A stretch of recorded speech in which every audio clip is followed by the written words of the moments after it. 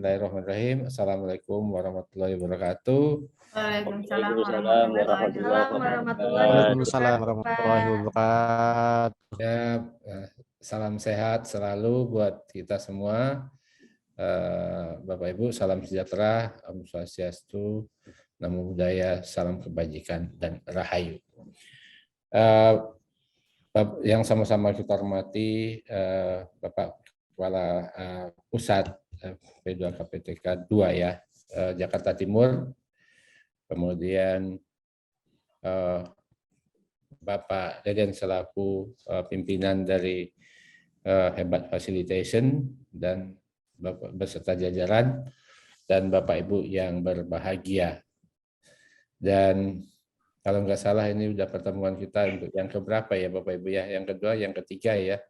Beberapa waktu yang lalu kita ketemu, dan mudah-mudahan Bapak Ibu kita tetap dalam keadaan sehat walafiat. Saudara-saudara kita yang kurang sehat mudah-mudahan diberikan kesehatan dan kekuatan oleh Allah Subhanahu wa taala. Amin ya rabbal alamin. Ya, izin Pak Deden ya, kita mulai ya Pak. Silakan Ya. Pak Zul, dilanjut Pak. Iya. Baik, Bapak Ibu semua, syukur alhamdulillah. Alhamdulillah. Ya. Akhirnya kita dipertemukan di ruangan ini ya Bapak Ibu.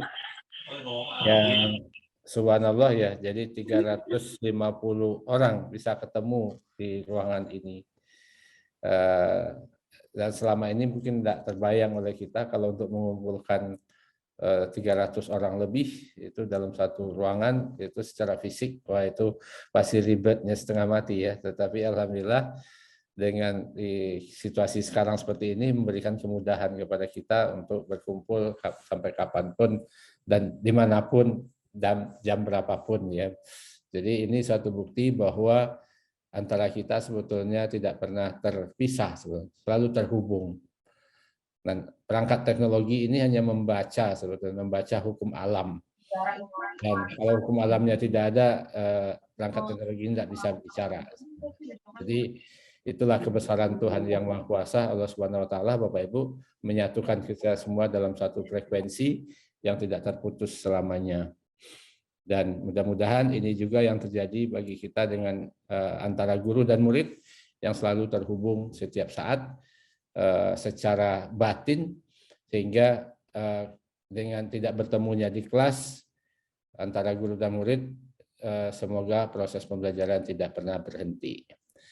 Karena saya selalu mengingatkan kita bahwa ruang kerja guru yang sesungguhnya bukan di ruang kelas, tapi di alam pikiran, hati nurani, rasa, emosi, karsa, dan cipta karsa manusia, anak muridnya. Jadi karena ruang kerja guru itu berada di ruang alam pikiran, hati nurani, rasa, karsa, emosi, dan jiwa raga peserta didiknya, sesungguhnya dimanapun dia berada, sekalipun tidak bisa ketemu secara fisik, sepanjang nafasnya masih ada, detak jantungnya masih ada, denyut nadinya masih ada, proses belajar tidak pernah akan berhenti sebetulnya. Dan itulah yang harus kita sadari betul, sehingga pada saat anak dimanapun sebetulnya kalau selama ini ketemu dengan anak terikat hubungan batin antara guru dan siswanya, insya Allah semua itu akan tetap bisa berjalan dengan baik.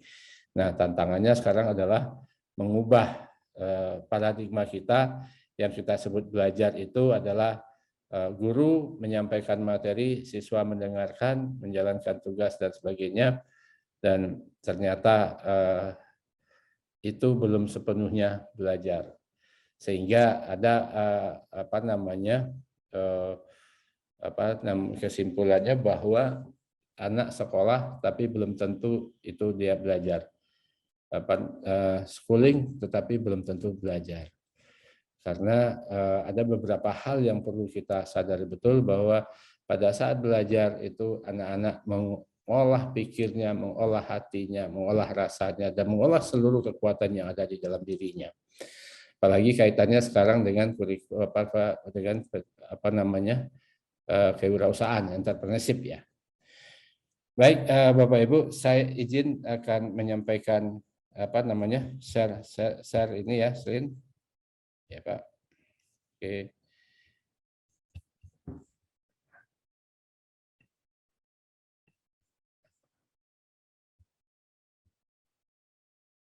Bisa kelihatan? Pak Irwan, sudah ya? Ya, terlihat Pak Zul. Oke, Pak Deden, baik. Bisa Pak, bisa Pak. Oke, baik Bapak Ibu, tanggal 11 Februari yang lalu Pak Menteri sudah melaunching kebijakan tentang kurikulum yang disebut dengan Merdeka Belajar episode ke-15, yaitu kurikulum Merdeka dan platform Merdeka Mengajar. Nah, kurikulum Merdeka ini sebetulnya metamorfose dari kurikulum paradigma baru, kemudian kurikulum prototip. Ya. Nah, kenapa disebut dengan kurikulum Merdeka? Itu berakar dari filosofinya Ki Hajar Dewantara, Bapak Ibu, bahwa pendidikan ini intinya adalah memerdekakan manusia dari segala ketertinggalan, keterbelakangan, kemiskinan, kekufuran, dan segala bentuk peradaban manusia. Memerdekakan manusia, setiap manusia. Jadi ketika anak-anak dididik, dia menjadi manusia yang merdeka, yang tahu persis untuk apa dia dihadirkan ke muka bumi oleh Allah Subhanahu wa Ta'ala, Tuhan Yang Maha Kuasa, sebagai khalifah di muka bumi, sebagai makhluk yang berpikir, sebagai makhluk yang punya kekuatan lahir dan batin, yang punya cipta karsa dan karya, dan kemudian punya kreativitas, dan seperti apa yang digambarkan dengan sosok individu yang cerdas, berakhlak mulia, dan selalu hadir sebagai penyelesai masalah di tengah-tengah kehidupan kita. Jadi dia hadir sebagai penyelesai masalah dan bukan pembuat masalah. Makanya Tuhan mengatakan, aku tidak akan memberikan persoalan melebihi batas kemampuan manusia. Artinya sebesar-besar persoalan yang datang kepada diri kita tidak akan pernah lebih besar dari kemampuan yang kita miliki. Untuk itu, dengan berpatokan pada firman Allah Subhanahu wa Ta'ala, Tuhan Yang Maha Kuasa tadi, sesungguhnya tidak akan ada manusia yang frustasi menghadapi persoalan hidupnya, karena persoalan yang datang kepadanya sudah dijanjikan oleh Tuhan tidak akan pernah lebih besar daripada kemampuan yang ia miliki. Dan itu suatu sinyal juga bagi kita bahwa setiap persoalan yang datang kepada kita lebih kecil atau paling besar sama dengan kemampuan yang telah ada di dalam diri kita. Dan ternyata sesungguhnya Tuhan itu memberikan kemampuan terlebih dahulu daripada persoalan yang datang kepada kita. Nah, artinya kalau kita memahami betul janji ilahi ini kepada kita, dan sebagaimana kita sebagai manusia makhluk yang dimuliakan dan diberikan kekuatan melebihi dari persoalan yang kita hadapi, dan sesungguhnya tidak akan ada manusia yang menganggur atau tidak bisa tersia-sia di dalam kehidupan ini. Semuanya punya tempat. Setiap manusia yang terlahir, kata Allah, aku berikan nyawa kepada setiap orang, dan segala potensi yang ada di dalam dirinya, dan tidak ada yang sia-sia, dan Tuhan tidak mengenal produk gagal. Setiap nyawa yang kuberikan, aku perhitungkan dengan matang untuk apa dia lahir. Sehingga setiap manusia itu punya ruang dalam kehidupan masing-masing. Jika di dalam kehidupan itu tidak punya ruang, maka dia tidak akan jadi lahir. Jadi Bapak Ibu, seperti planet yang ada di kita itu, tata surya, semuanya punya orbit masing-masing. Tidak satu pun orbit yang ditempati oleh dua planet yang berbeda, dan supaya tidak terjadi tabrakan. Begitu juga manusia, setiap manusia itu punya orbitnya masing-masing dan punya peran masing-masing, dan tidak ada satu ruang, satu orbit yang ditempati oleh dua individu yang berbeda.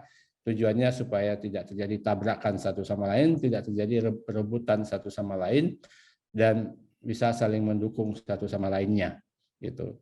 Nah, sehingga dalam dunia pendidikan ini Bapak Ibu untuk memerdekakan manusia itu bantulah anak-anak itu untuk menemukan orbitnya itu, untuk menemukan ruang itu, untuk menemukan jati dirinya yang telah menjadi bahagian dari janji dia dengan Allah Subhanahu wa taala, Tuhan Yang Maha Kuasa ketika dia dilahirkan.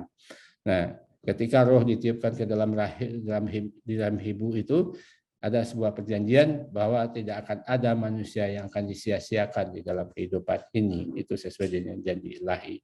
Dan mudah-mudahan Bapak Ibu dengan adanya Bapak Ibu di dunia pendidikan, anak-anak itu menjadi tidak mengingkari janjinya dengan ilahi.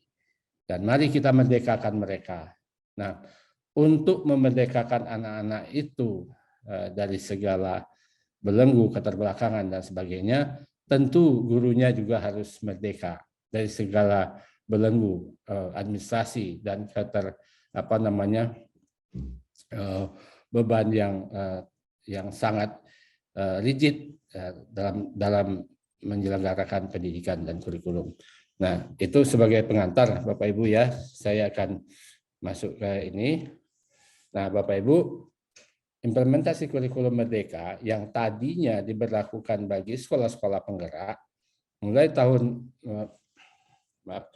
tahun ini semester depan, Bapak Ibu, tahun ajaran baru nanti itu dibuka untuk sekolah-sekolah lain, sekolah-sekolah pada umumnya, dan boleh dan itu menjadi kurikulum merdeka ini menjadi alternatif, menjadi pilihan, menjadi opsi bagi satuan pendidikan yang ingin menerapkan, silakan. Tapi syaratnya harus dipelajari dulu sedalam-dalamnya sehingga kita paham sepaham-pahamnya.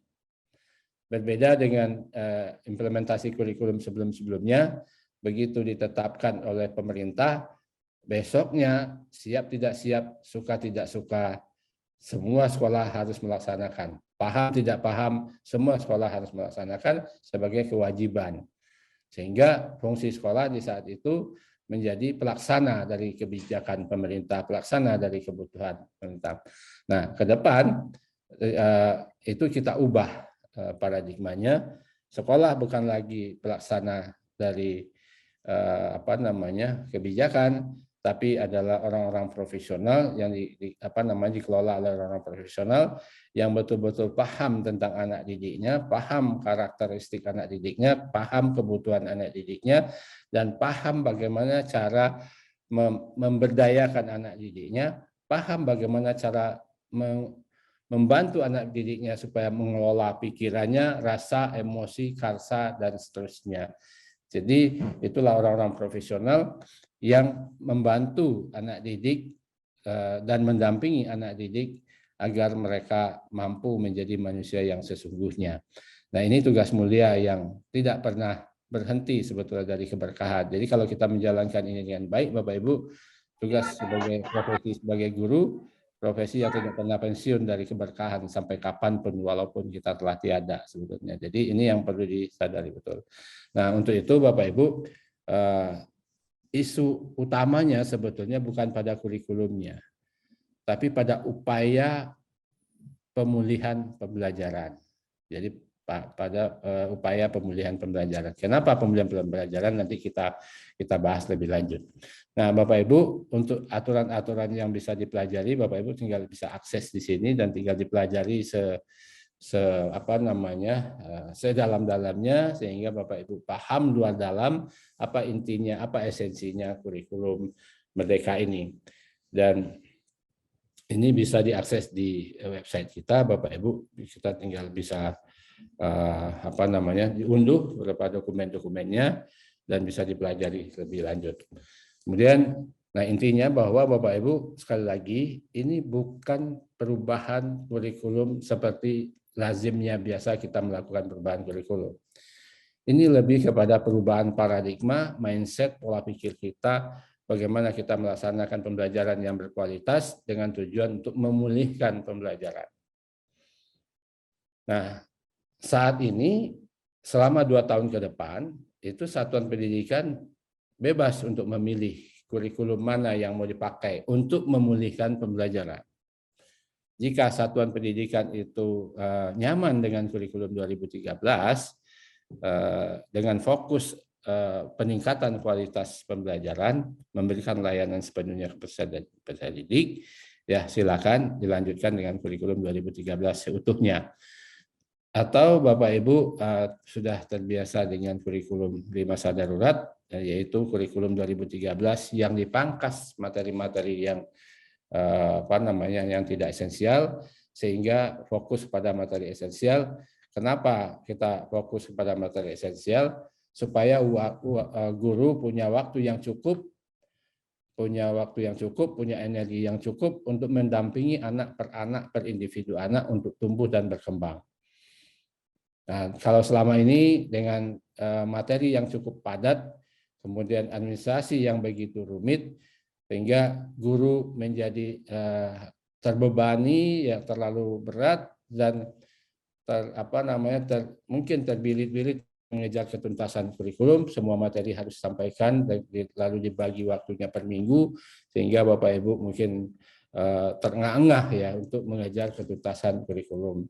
Dan di kebijakan sekarang ini, Bapak Ibu tidak dituntut untuk menuntas habiskan penyampaian materi kurikulum, tapi mendampingi anak dari waktu ke waktu, sehingga setiap anak mengalami perubahan dari waktu ke waktu.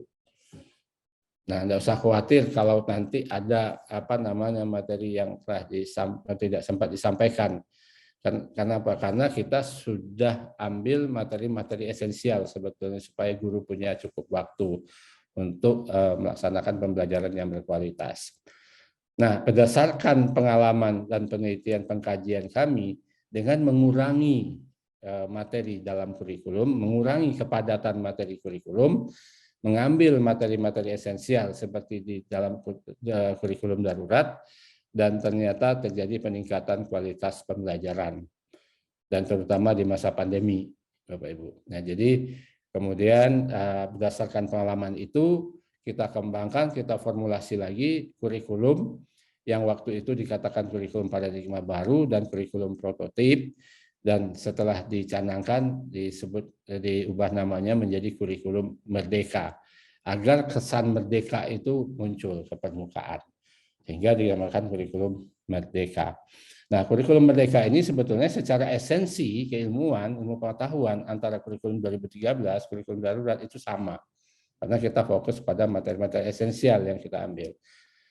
Dan jam pelajarannya pun sama. Pertama kali yang kita selamatkan adalah gurunya. Jangan sampai kurikulum baru ini mengurangi beban mengajar guru sehingga berdampak pada sertifikasi. Itu kita selamatkan dulu. Kemudian baru kita selamatkan anaknya. Nah, di sini posisi kurikulum sebagai alat, tools untuk meningkatkan kualitas belajar. Kalau dulu mungkin kurikulum menjadi segala-galanya, sekarang diposisikan kurikulum itu sebagai alat. Karena sebetulnya secara akar katanya dari kurere bahasa Latin pun, Bapak Ibu, kurikulum itu jalan sebenarnya. Jalan yang disediakan bagi setiap anak, sehingga setiap anak tumbuh menjadi manusia yang dewasa, yang berpikir, dan mampu menghadapi persoalan dalam kehidupannya. Nah, kalau jalan tentunya tidak harus satu jalan yang kita siapkan untuk semua anak.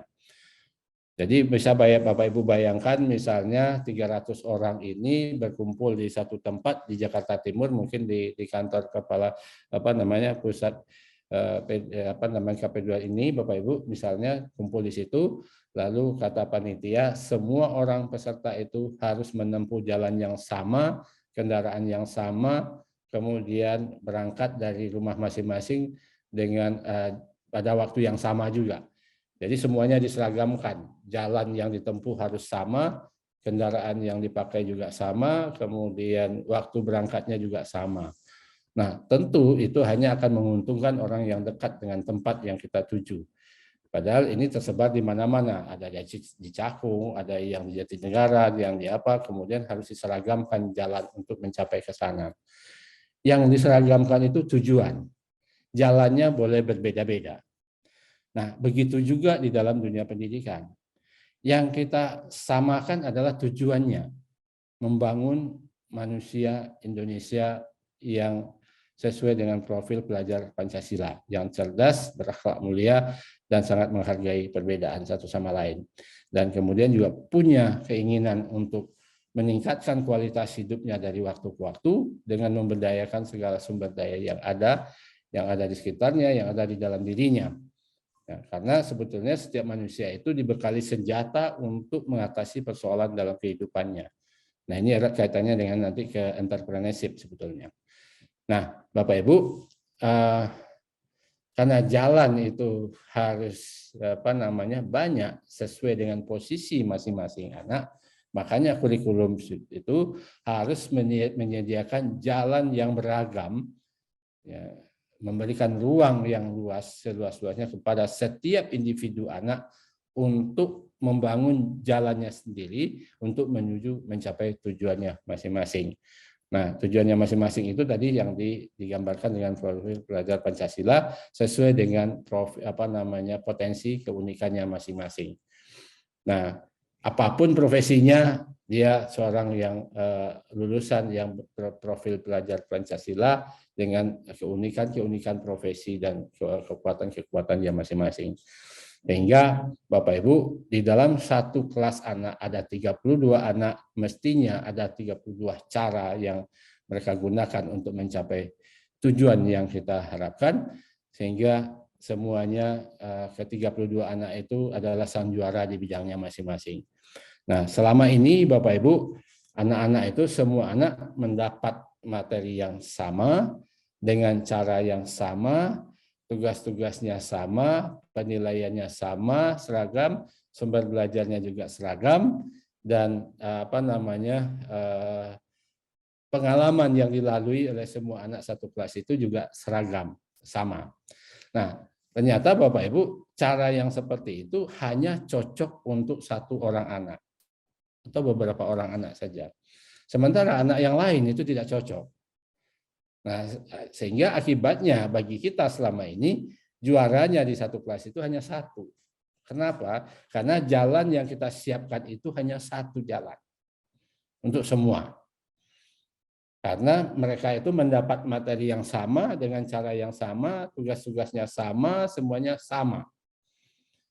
Jadi itu ibaratnya kalau kita memasukkan anak ke dalam satu ruangan, itu sama dengan kita menyediakan satu jalan buat semua anak yang hanya muat satu orang.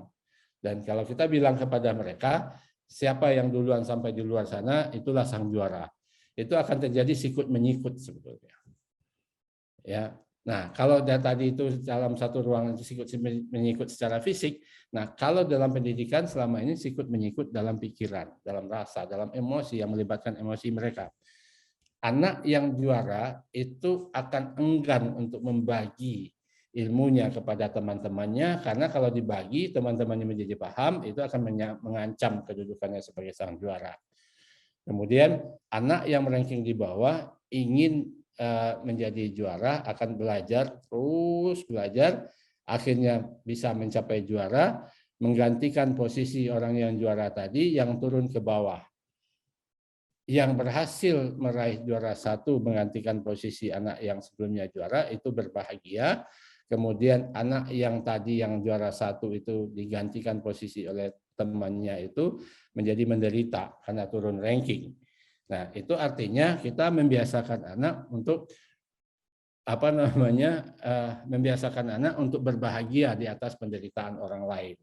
Nah, kalau itu terjadi di dunia pendidikan, sekalipun kita tidak pernah mengajarkan secara langsung kepada anak bahwa harus seperti itu, tetapi pengalaman yang dia lewati begitu, Bapak Ibu, setelah dewasa nanti dia akan terbiasa berbahagia di atas penderitaan orang lain. Nah, ini yang harus kita sikapi dengan baik. Untuk itu, siapapun anak di kelas itu, Bapak Ibu, dia adalah utusan ilahi, dia kiriman ilahi ke dunia untuk menjadi khalifah di muka bumi. Kepada mereka itu diberikan kekuatan masing-masing, potensi masing-masing yang berbeda, supaya tidak terjadi perebutan posisi sebetulnya. Yang terjadi adalah kolaborasi. Nah, Nah, dengan kurikulum merdeka ini, kita menyediakan ruang yang seluas-luasnya kepada setiap individu anak untuk tumbuh dan berkembang sesuai dengan potensi uniknya mereka, sehingga mereka tahu posisi mereka di mana, orbit mereka di mana, dan sejak kecil dia sudah sangat memahami apa arti perbedaan di antara dia dan teman-temannya, yaitu berbagi tugas, sebetulnya berkolaborasi. Nah, inilah yang harus kita ciptakan suasana seperti itu. Misalnya satu anak itu mungkin lebih jago di matematika, dia menghitungnya dengan baik, dengan bagus dan sebagainya. Kemudian temannya yang satu lagi jago di seni, di desain seni, dan kedua anak ini bergabung membuat satu karya produk tertentu yang secara matematika dihitung dengan cermat bagaimana proyeksinya ke depan, bagaimana meningkatkan pemasarannya, bagaimana membuat prediksi-prediksi secara matematis. Kemudian yang jago seni mendesainnya itu dengan warna, dengan desain dan sebagainya sehingga menarik. Dan jadi kedua anak yang berbeda potensi ini, yang berbeda kekuatan ini berkolaborasi menjadi satu kekuatan. Dan tidak ada satu pekerjaan pun di dalam kehidupan ini yang hanya bisa diselesaikan oleh satu orang sendirian. Pasti membutuhkan orang lain berkolaborasi. Kalau kita memproduksi sesuatu, dan tentu perlu ada orang yang memperkenalkan produk kita, perlu ada orang yang memahami produk kita ini sehingga bisa dipasarkan dengan baik, dan itu pasti melibatkan banyak orang.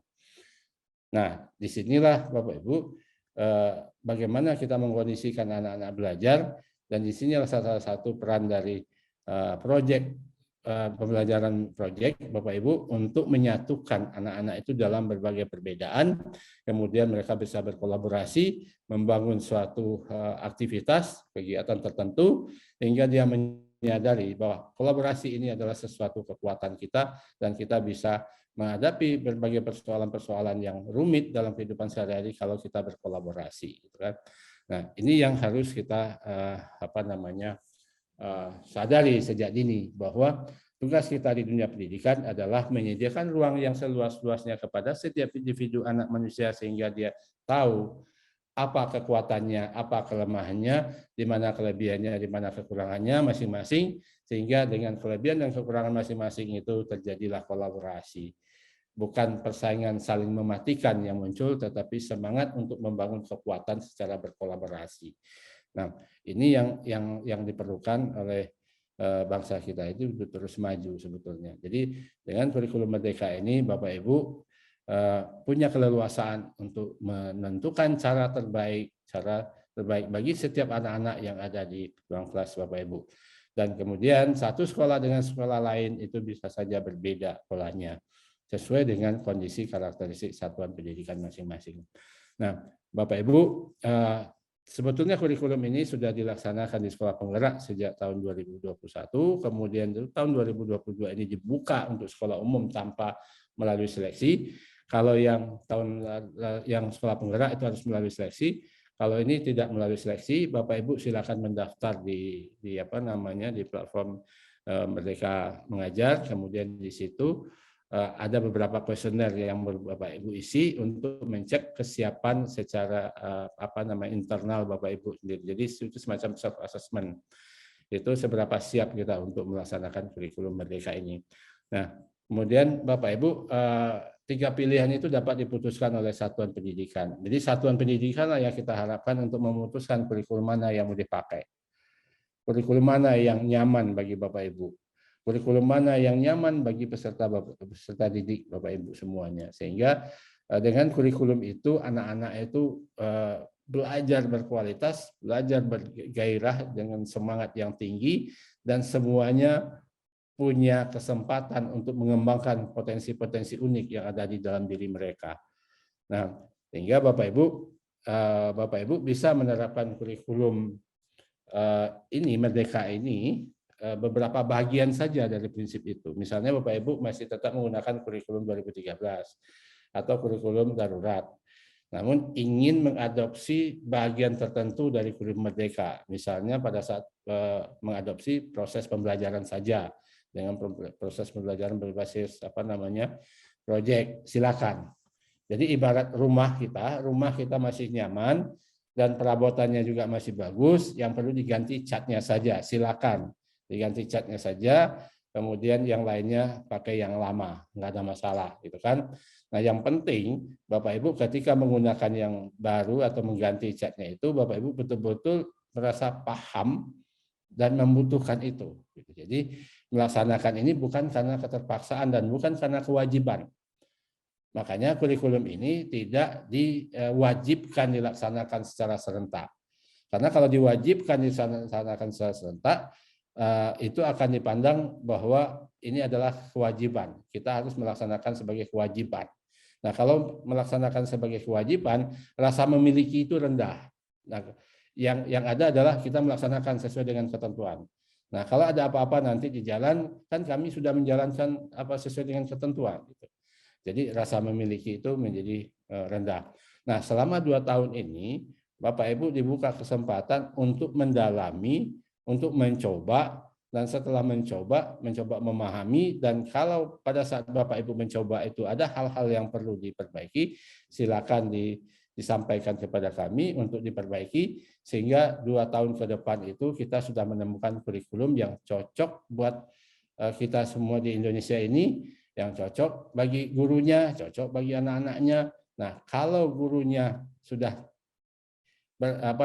hilang beban yang selama ini yang menjadi menghimpit dia tentang kurikulum, kemudian lebih enjoy dan lebih lebih rileks dia menyampaikan, membimbing anak-anak dalam proses pembelajaran, dan anak-anak juga merasa tertantang karena ingin mengembangkan dirinya masing-masing. Nah, sehingga antara guru dan siswa itu klop sebetulnya, sama-sama guru hadir di situ untuk membantu anak supaya tumbuh dan berkembang sesuai dengan potensinya masing-masing, dan si anak semangat untuk mengembangkan potensinya masing-masing, hingga terjadilah kolaborasi yang luar biasa sebetulnya. Itu yang kita harapkan, dan mudah-mudahan Bapak Ibu dengan pendekatan yang seperti ini, pilihan ini, Bapak Ibu melaksanakan kurikulum bukan karena terpaksa, bukan karena kewajiban, tapi karena memang membutuhkan alat ini. Kenapa? Karena sesuai dengan karakteristik anak-anak yang ada di sekolah Bapak Ibu, sesuai dengan kebutuhan mereka, dan memberi ruang kepada mereka untuk tumbuh dan berkembang sesuai dengan kekuatannya masing-masing. Betapa bahagianya seorang guru pada saat semua anaknya di kelas itu tumbuh menjadi orang-orang hebat sesuai dengan kekuatannya masing-masing, peranannya masing-masing. Jadi semuanya tumbuh menjadi orang-orang yang hebat, gitu. Itu tentu suatu kebahagiaan bagi guru. Nah, Bapak Ibu, ada beberapa hal yang ingin kami sampaikan dalam forum ini, bahwa keunggulan yang dari kurikulum Merdeka itu pertama lebih sederhana dan mendalam. Lebih sederhana ini artinya Bapak Ibu tidak harus mengejar target kurikulum yang seperti selama ini. Bapak Ibu bayangkan ya, dengan KD yang banyak itu, kemudian sudah dibagi per minggu, dan setelah Bapak Ibu terus terbebani bagaimana menentaskan kurikulum dari KD 1 minggu pertama, kemudian minggu kedua, minggu ketiga, minggu keempat. Nah, dan mendalam dan bermakna. Nah, bermakna Bapak Ibu, kenapa dikatakan bermakna? Misalnya begini, ketika selama ini Bapak Ibu terbebani untuk menuntaskan materi kurikulum yang sudah dibagi per pertemuan per minggu, nah pada saat itu kebetulan Bapak Ibu akan mengajarkan perkalian misalnya di SD. Dan pada saat yang sama ada kemungkinan bahwa ada anak di kelas itu yang belum paham tentang operasi dasar bilangan, misalnya menjumlah belum, menambah, mungkin lambang bilangan, mungkin ada yang belum paham. Tapi karena di dalam RPP itu minggu itu adalah perkalian, nah Bapak Ibu kita akan dipaksa memulai pembelajaran dari perkalian. Nah, apa yang terjadi? Nah, apa yang terjadi ketika ada anak yang belum tuntas pemahamannya tentang penjumlahan, pengurangan, dan sebagainya.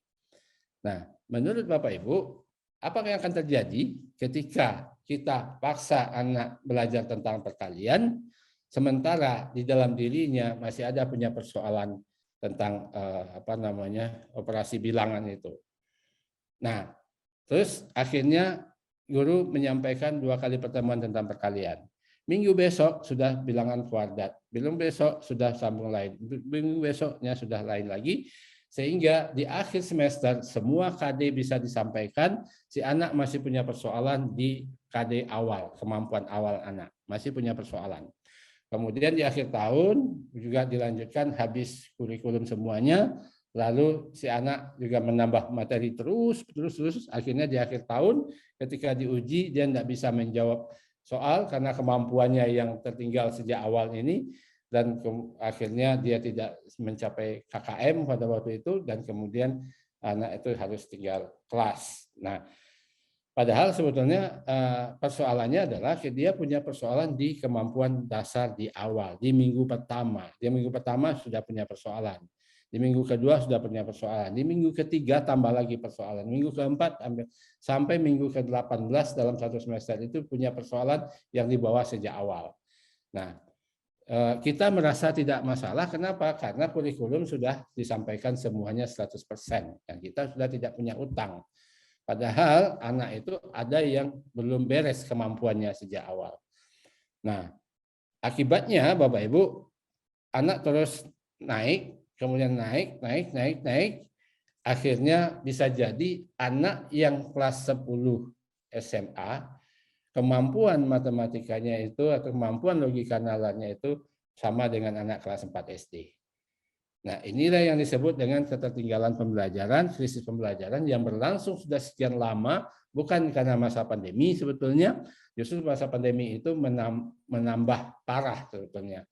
Nah, proses ini sudah berlangsung sekian lama, karena yang kita kejar adalah ketuntasan penyampaian materi kurikulum, sementara kemampuan anak sing tercecer tertinggal di belakang.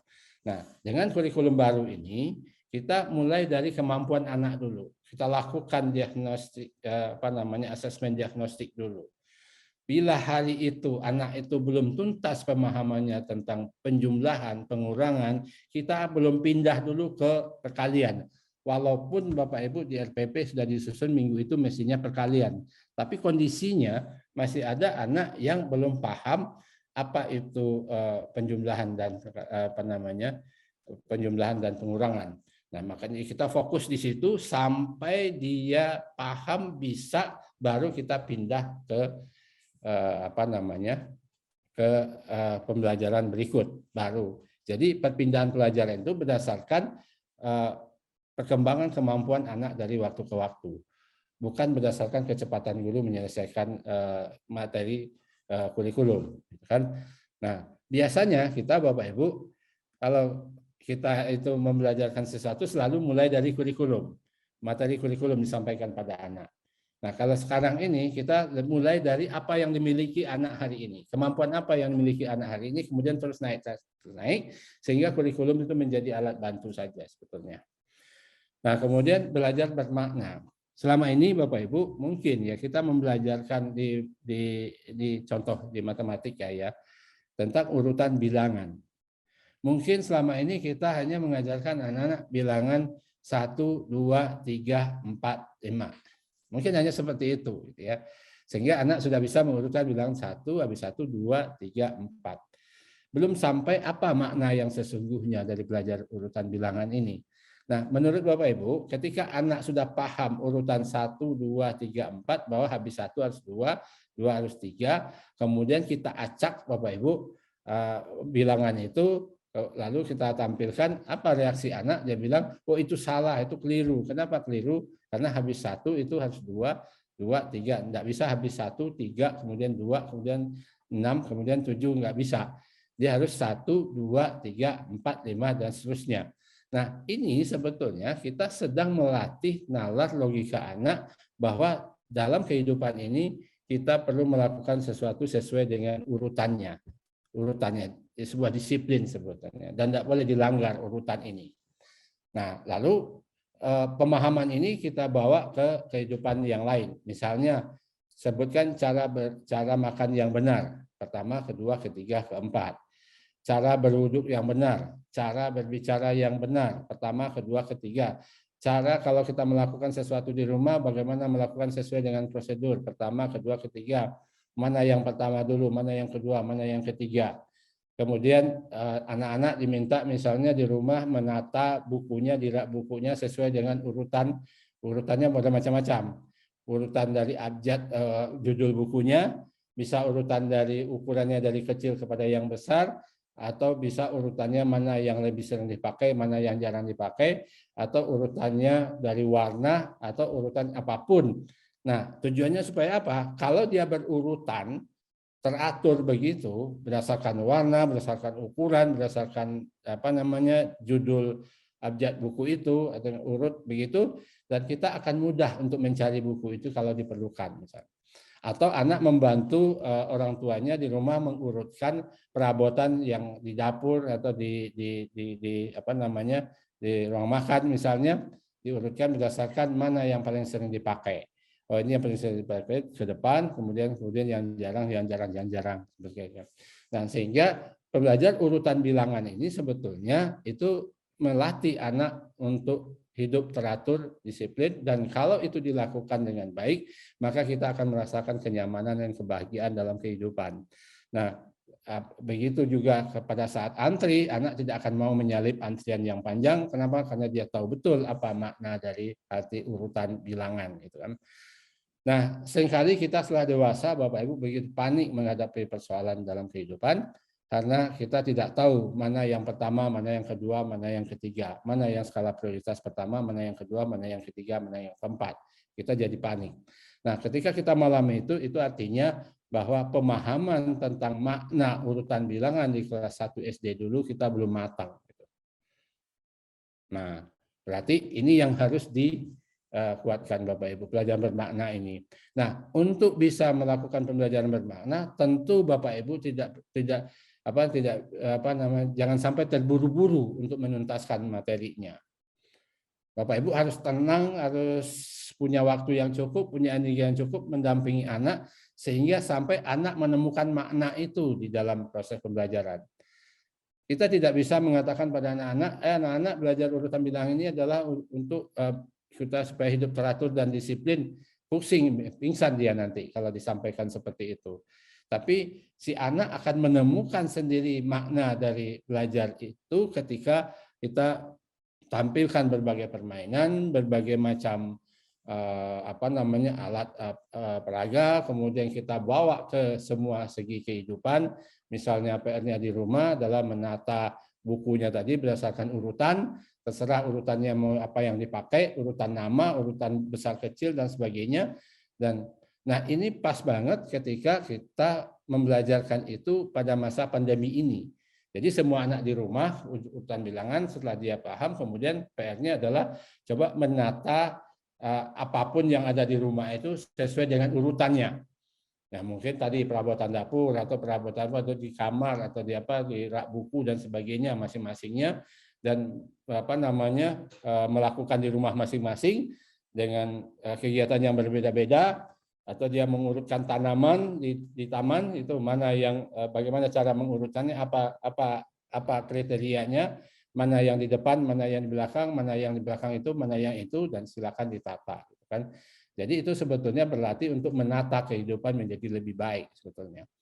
Nah, kalau itu dilakukan, si anak akhirnya menemukan makna. Oh, urutan bilangan itu sangat bermanfaat bagi kita agar hidup kita lebih teratur, lebih tertata, lebih ini, dan kita nyaman. Dan dia sendiri yang menemukan. Kenapa? Karena kita ciptakan suasana belajar yang beragam. Dan itu membutuhkan waktu. Dan makanya guru tidak dituntut untuk seperti selama ini menghabiskan materi sampai tidak ada waktu untuk mendampingi anak untuk mengembangkan pembelajaran yang kreatif, yang bermakna.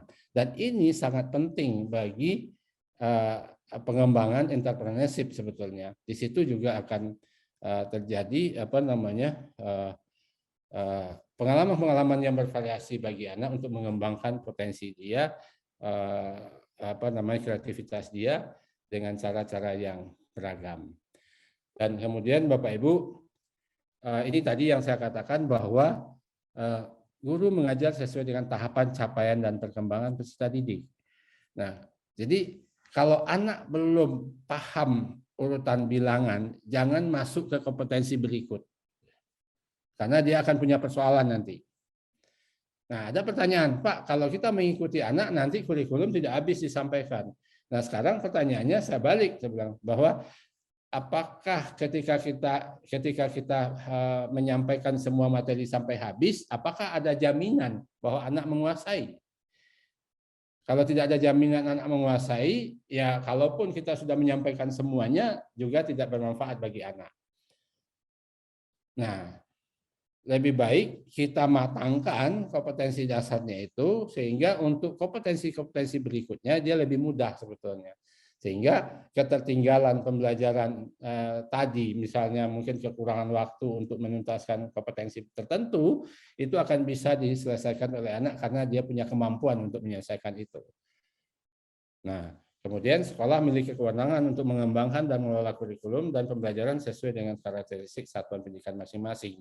Bapak Ibu, sangat kita dorong setiap sekolah itu punya kekhasan masing-masing, punya cara yang berbeda dengan sekolah-sekolah yang lain. Karena apa? Karena situasi yang dihadapi berbeda, anak-anaknya juga berbeda. Mungkin anak-anak di pinggir pantai dengan anak di tengah kota atau anak di tengah tempat keramaian itu berbeda karakternya, dan itu juga cara-cara pembelajarannya juga berbeda, dan situasi-situasi yang dikembangkan juga berbeda. Dan kemudian Bapak Ibu, kurikulum ini lebih menjamin relevan dengan kebutuhan anak, dengan pembelajaran dan kegiatan yang berbasis proyek. Dan berbasis proyek ini Bapak Ibu bukan proyeknya, bukan hasil proyeknya yang dikejar, tetapi pengalaman-pengalaman yang dilalui oleh anak selama dia mengerjakan proyek itu. Pertama, mungkin pengalaman dia untuk menentukan topiknya, itu menunjukkan kepeduliannya terhadap apa, mungkin terhadap lingkungan, mungkin terhadap apa dan sebagainya. Dan lalu kemudian ketika dia menentukan proyek itu, tentu di grup itu terjadi perbedaan pendapat. Nah, bagaimana mereka menyelesaikan perbedaan pendapat itu sehingga mereka menemukan satu topik yang disepakati bersama. Kemudian pada saat mengerjakan, bagaimana dia membagikan tugas sesuai dengan perbedaan potensi anak masing-masing. Mungkin anak yang kinestetiknya tinggi, dia mengerjakan sesuatu yang berkaitan dengan kinestetik. Anak yang verbalnya yang bagus, dia akan mengerjakan sesuatu sesuai dengan kemampuan verbalnya yang bagus. Kemudian anak spasialnya yang bagus, dia akan mengerjakan tugas itu sesuai dengan kemampuan spasialnya yang bagus. Sehingga ketiga anak yang berbeda gaya belajar ini bisa saling mengisi satu sama lain, akhirnya dia bisa menerima perbedaan satu sama lain, dan kalaupun ada perselisihan di antara mereka, mereka akan dengan bijak menyelesaikan perselisihan itu tanpa harus menyakiti orang yang lain, tanpa harus dan sebagainya. Nah, pengalaman-pengalaman seperti itulah yang didorong dengan adanya proyek ini. Jadi bukan hasil proyek itu untuk mendapatkan hasil terbaik, bukan itu yang diinginkan. Yang diutamakan adalah bagaimana anak mengalami proses tadi, sehingga makin lama dia makin karakternya makin kuat, kesadarannya makin kuat bahwa hidup ini berkolaborasi satu sama lain, dan bagaimana cara menyelesaikan konflik antara satu dan anak dengan anak yang lain pada saat mengerjakan itu, dan itu pengalaman yang harus dilewati gitu. Sehingga Bapak Ibu, proses pembelajaran berbasis proyek itu betul-betul memberikan ruang kepada anak untuk melaksanakan secara nyata ilmu-ilmu yang dapat dari proses pembelajaran yang pada umumnya, itu seperti itu. Dan Bapak Ibu, nah ini silakan dipelajari saja. Ini banyak bahan-bahan yang bisa ini Bapak Ibu. Dan kalau Bapak Ibu ingin menerapkan, itu ada beberapa pola atau tahapan yang bisa dilakukan. Pertama, Bapak Ibu mandiri belajar. Bapak Ibu menerapkan beberapa bagian dari prinsip kurikulum Merdeka tanpa mengganti kurikulum satuan pendidikan yang sedang diterapkan. Silakan. Tadi sudah diawali juga bahwa Bapak Ibu tetap menggunakan kurikulum yang 2013, tapi menggunakan beberapa prinsip dari beberapa bagian dari kurikulum Merdeka tanpa mengganti kurikulum satuan yang sedang diterapkan. Kemudian Mandiri berubah, Bapak Ibu menerapkan kurikulum Merdeka menggunakan perangkat ajar yang sudah disediakan oleh Kemendikbud, oleh kami, semua perangkat ajar sudah disiapkan, silakan dilaksanakan sambil belajar. Dan kemudian kami sangat berharap pilihan yang ketiga ini, menerapkan kurikulum Merdeka dengan mengembangkan sendiri berbagai perangkat ajar dan satuan pendidikan mulai PAUD kelas 1, 4, 7, 10. Ini tahapan-tahapannya Bapak Ibu bisa Bapak Ibu lakukan. Nah ini Bapak Ibu, kalau Bapak Ibu segera mendaftar sampai di akhir Maret ini, silakan mendaftar. Izin Bapak. Yap. Izin Bapak Jul. Yap, siap. Izin Pak Jul, waktunya 5 menit lagi sebelum tanya jawab Pak Jul. Udah habis ya? Oke, siap. Ya. Ini udah mau selesai dan terima kasih. Baik, Pak.